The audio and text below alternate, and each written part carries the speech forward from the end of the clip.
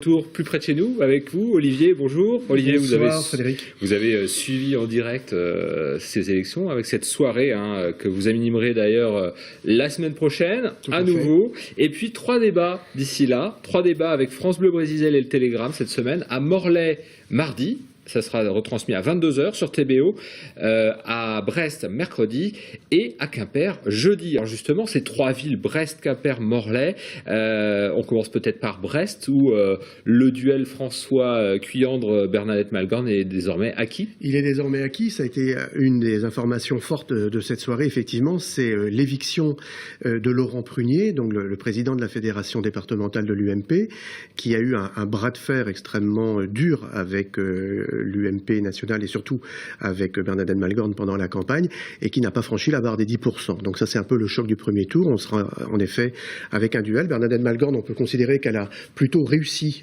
son atterrissage brestois. Elle dépasse la barre des 27%.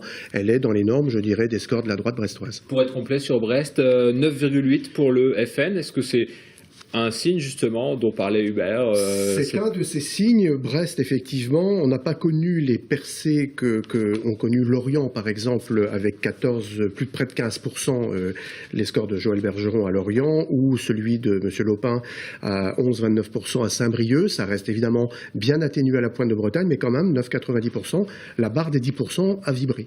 À Quimper, c'est l'attente. On ne sait pas s'il y aura fusion. En tout cas, le peu de réserve de voix pour Bernard Poignant. En effet, Bernard Poignant aborde ce deuxième tour en situation difficile. Peu de réserve de voix, en effet.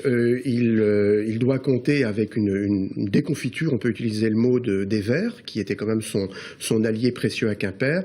Les discussions vont bon train entre la liste de Ludovic Jolivet et celle d'Isabelle Lebal, la centriste, qui est un petit peu l'arbitre de ce deuxième tour. Et d'après, comme l'on dit, une source proche du dossier, on croit savoir qu'elles avancent plutôt dans un sens favorable à Jolivet, c'est-à-dire celui d'une fusion. Mais évidemment, rien n'est fait à cette heure-ci.